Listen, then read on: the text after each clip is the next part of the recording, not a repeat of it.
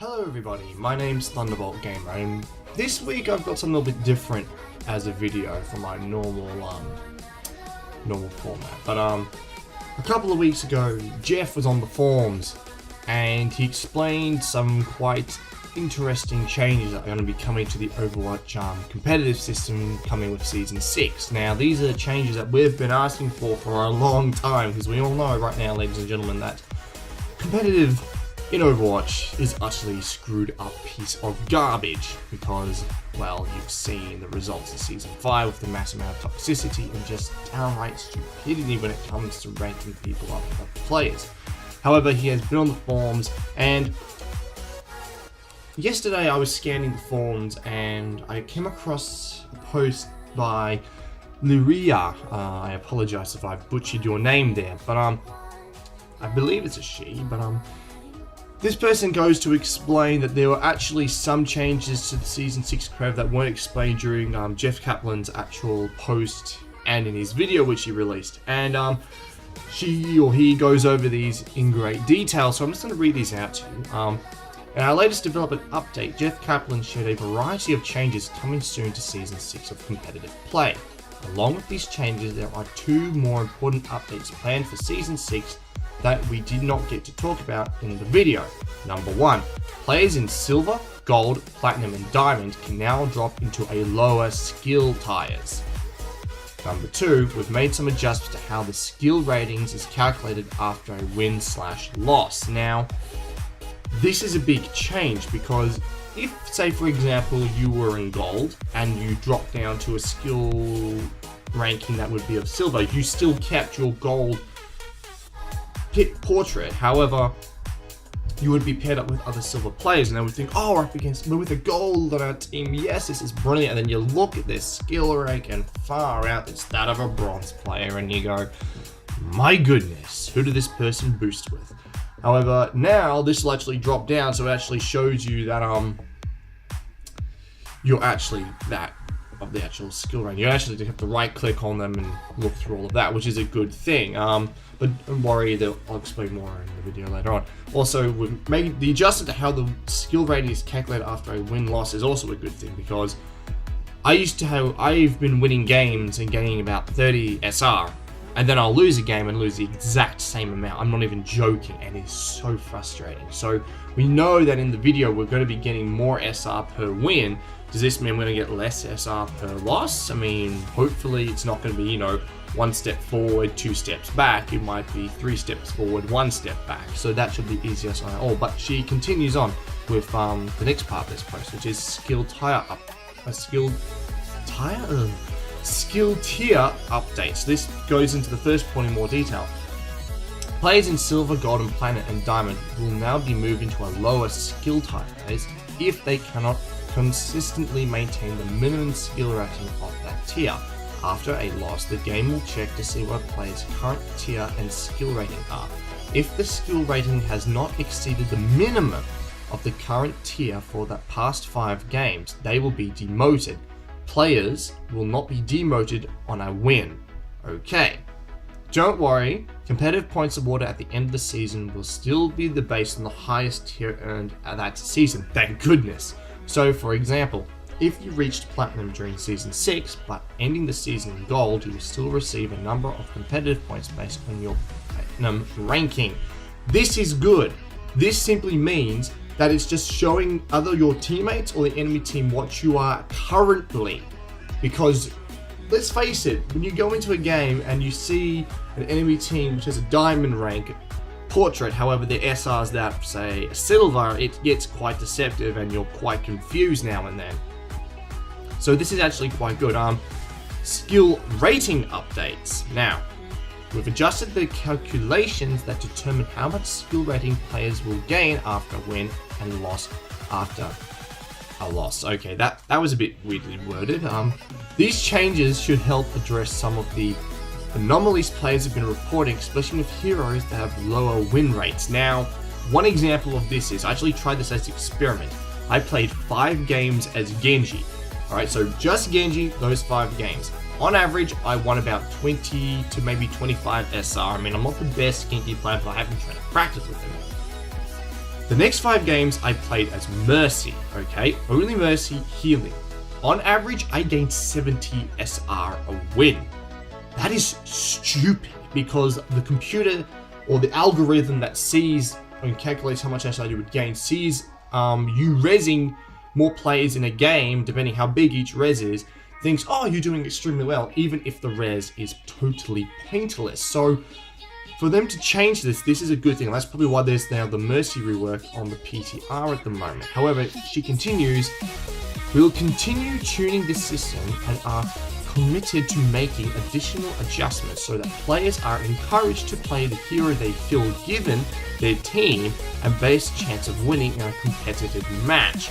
This is good because you could abuse the system so badly. Let me put it this way, you could play Torbjorn and Symmetra, 2 of your least picked heroes in competitive, because Torbjorn is only good in a very few circumstances, very few times.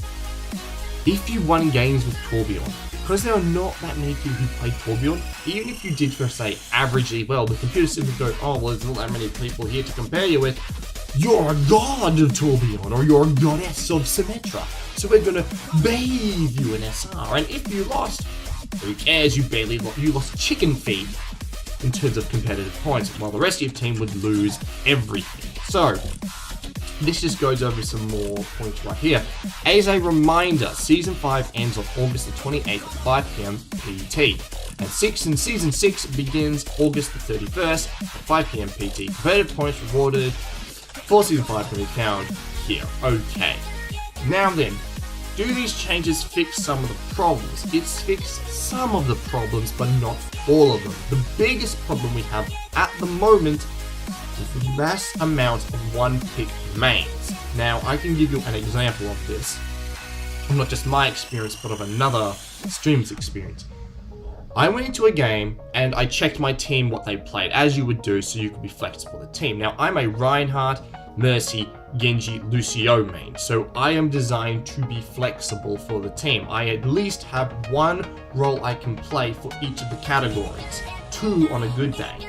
Now, I was looking through it and I went, okay, Genji main, alright, then he barely ever plays another Genji, I'll let him play Genji. But then we had another Genji main, we then had a Soldier 76 Reaper main, we then had an Ana main, and then there was me, and then I think there was another McCree main on team. So I went, okay, we've got pretty much a complete DPS team. However, some of them can also play with the tanks, which should be fine. Then had a look at the enemy's team. They had 4 Mercy mains, 1 Ana Zenyatta main, and 1 McCree main. All supports versus pretty much all DPS.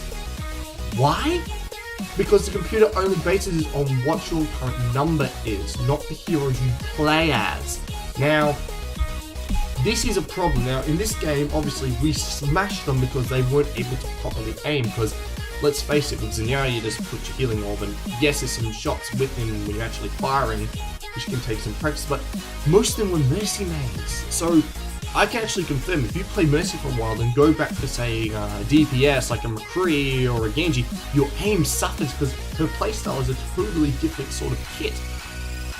So, how do we fix this? Well, there are multiple ways of fixing this, and one comes from a YouTuber by the name of Cyberbolt. Now, I'll leave a link in the description of his channel, but he said that the way to fix this is to simply have to change the way that it allows you to enter competitively. And he says that the best way you should do it is have at least 2 to 3 hours worth of playtime on 2 heroes from each of the categories. Now, what does this mean? This means that you have learnt to be flexible. You at least have some time and knowledge of how these heroes work and how to play them, meaning that you should be able to flex for your team and stop being a one pick. This helps a lot. He also said that they should increase the level which you can enter competitive at. Because at the moment it's 20. When I started it was 25, but now they've dropped it down to 20. This is bad because you have new players who do not know what to do. I was in a game where I was with golds, platinums, and I was silver. Okay, as you do. But then we had 2 unranked players on our team. They were brand new players. They said this is our first ever competitive season. I thought, oh no, what are we going to do? So at the end of the game we lost because, well, let's face it, they were new. And I said, well look, guys, I'm not trying to be mean to you, try to be judgmental, but I think at the moment you're not quite ready for competitive. Play quick play your arcade for a little bit more, learn how the heroes work, learn how to play them, then go into the actual competitive system, because then you'll be able to flex your team a lot more. Because we had a guy and he goes, oh, I'm a Genji main. I looked, yes, he was a Genji main, but he only had 30 minutes on Genji. What the heck? It's on a Genji main that someone's starting off as the Genji main. And I went, well, could you play a healer? And he goes, I can't play healer. I went, you haven't even tried yet. I've even looked at your quick play. Like, come on, give it a shot. What have you got to lose? I mean, this is your first season, don't worry. So yes, that would definitely fix that area of the problem. Now, what I'm going to do about us having all supports on one team or DPS on one team. Now, the way we could fix this comes from Stylosa, and he suggested was a role selection. Now, this is very clever. Now, I don't know if you people have ever played World of Tanks, but in World of Tanks you have your different classes. You have your light class, you have your medium class, you have your heavy classes, you got your tank destroyers, you got your, in the way, your snipers. I forgot what the name of them are. They might be an SMG or something like that. But pretty much they are sniper teams, they snipe across the map. Now, when going into a game, you pick what tank you want to play. Now, let's say for example that I want to play a medium style tank. So we'll go, okay, you want to play medium. As you enter the queue, it says, alright, there are 500 people who want to play heavy, there are 200 people who want to play the sniper, 300 people who want to play light, 400 people that want to play whatever, say tank destroyers. And then it will put you into a game that are not only at your same type of play level, it will put you into a game so it makes sure that both teams have the exact same number of units on each team. So 2 of each unit on each team. This means that it's 100% skill based, not you having 5 tanks, 4 DPS, oh no, we're gonna unbalance team composition and the enemy team knows how to play each and every category perfectly. This assures that, because it goes, okay, well you're gonna be playing, this is why I say this is your first time playing medium, so let's put you against first time people playing, you know, the snipers, the heavies, and the lights. This way you can build up your skill level with this tank, and then eventually we'll put you against higher players. This is good because it means that both teams have a balanced team composition every single game. Now, Blizzard and Jeff have already confirmed that they're not going to do this, but I seriously think that they should, because this would fix so many of the problems. Now, there might be a reason why they're not going to do this, because there might be so many support mains at the moment, especially our Mercy. This might change with the update in the PTR with her.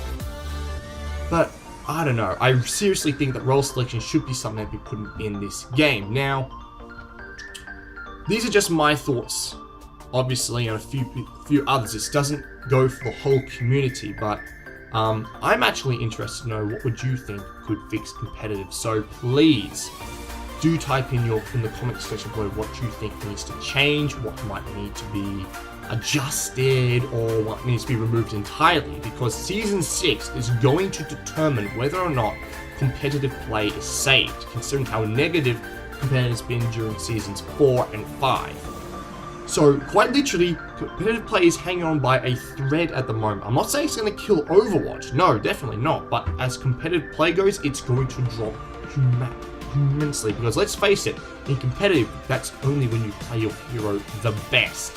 In quick play, you're kind of harder, but as the moment you go, right, there's a goal I'm going to, I must play my best, you just shine as a player.